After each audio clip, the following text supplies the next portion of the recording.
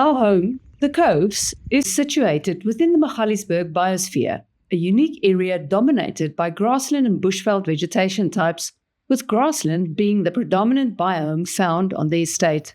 So here we are in the middle of a field that has really healthy grasses, things like this beautiful Natal redtop. It's a private stand. It's not a grassland as per our EMP, and you've got dozens of healthy felt grasses.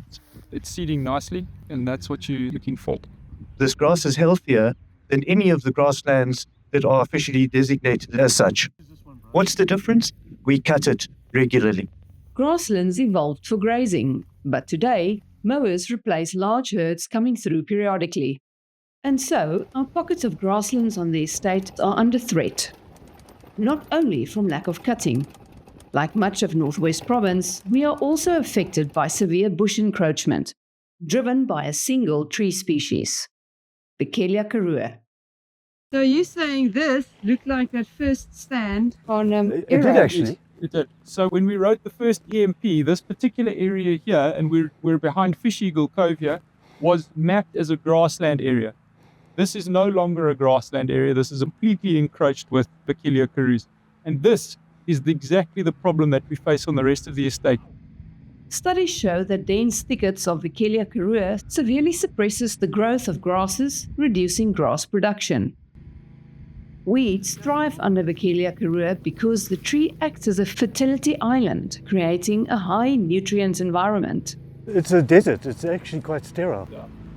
So perennial grasses are then often outcompeted, where fast-growing weeds can quickly overshadow them. And no grass means no insects, which means no birds. Our best preserved section of grassland on the estate is probably the frog sanctuary. But when we went to go film there, we found that Vikelia karua is already threatening it. Here's a super example of how the weeds develop around the drip line of the Vikelia karua. So while I'm standing in the sun, I'm standing on grass. The minute I go under the drip line, there are weeds all over the place. And the grass then loses out. In fact, down here, there's absolutely no grass. Even though the tree has been lifted, we really need to make sure that we take this one out before it contributes to the degradation of what is a beautiful piece of land that we call the frog sanctuary. And a minute later, we found that that was not the only Vikelia karua. Ah, look at this. Vikelia karua that this time next year will be standing this high, and in 2 years' time this high. I think so, really. I believe so. We've got some in our garden. We have to control them every single year. How easy is it to put it out? And look how that is growing through the grass. Yeah, it doesn't let go. Really? No. And if we do pull them out, it disturbs the soil, and that's why we get pom-pom weeds and blackjacks. But particularly the pom-pom weeds, you must never try to dig them out. You disturb the soil and the pom-pom weeds just go mad. So how do you take that thing out? What you do is you take a pair of secateurs and you cut it down the bottom there, and you take a drip of the correct herbicide and you dab it onto the stump. That's the only thing you can do. Sure, but even the saplings. Especially the saplings. Oh my God, that is so labor intensive. It is. That's why we've got to start soon. The Coves have approximately 56 hectares under natural zones. That's more than double the area under landscape coverage, which requires 6 dedicated staff members to maintain. And because this system is in a large, unfenced natural area where it can look after itself, think mowing of the grass mimicking antelope grazing, we need to intervene permanently.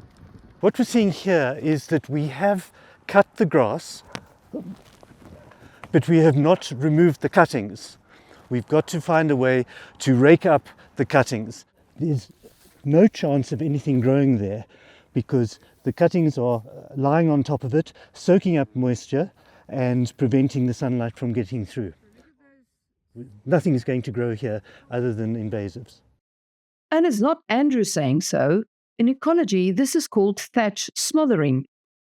In more severe cases, it leads to anaerobic decay, where the layer becomes so dense that airflow is restricted, leading to rotting conditions underneath and eventually leaving the soil bare. Our management team has done a great job over the last few months in terms of responding to our advice around the environment in general and grasslands in particular, but they don't have the right tools. And that's evident throughout the estate. So the intention is there, cut it. But now they're going to undo all their good work because I think this is week 2 that these things are lying here. It's just hugely labor intensive. To put it in perspective, even the 2 million hectares of the Kruger National Park can't just be left untouched. Other aliens. This is actually bushveld area. It's not truly a grassland, but it's an illustration of how our problems are not limited to the grasslands, but our bushveld as well needs to be looked after. We call it an environmental turnaround plan because, guys, we need to turn around. Yeah, why? Why is that important? Well, there are many reasons. We're in the middle of a biosphere. It is our moral obligation, if not our legal obligation, to look after this property. Not to mention the increase that we could realize in the value of our properties when people come in here and they say, wow, we could be in a game park. And as Andrew said, in some instances, we do have a legal obligation to tend to the environment. Our water use license specifies these poplars is a category 1B plant, which means that we need to manage it. In our case, managing means keeping the forest the same size as it is and taking steps as we go forward to replace some of the poplars, not all of them, with indigenous trees. The reality is that environmental management, like operational management, requires constant upkeep. Just as with maintaining your garden or your home, neglecting leads to greater costs in the long run. Take these poplars, for example. If saplings are removed early, there is no need later for skilled labor and chainsaws to remove year-old trees. These problems did not appear in one season. They appeared over many seasons, maybe 10 years in many cases. And so we are now at the bottom of a steep hill, and it's going to cost us money to climb that hill. And if we let it go into decline again, then it's going to cost us even more money. So the idea is that by putting extra resources in to maintain, in the long run, we save money.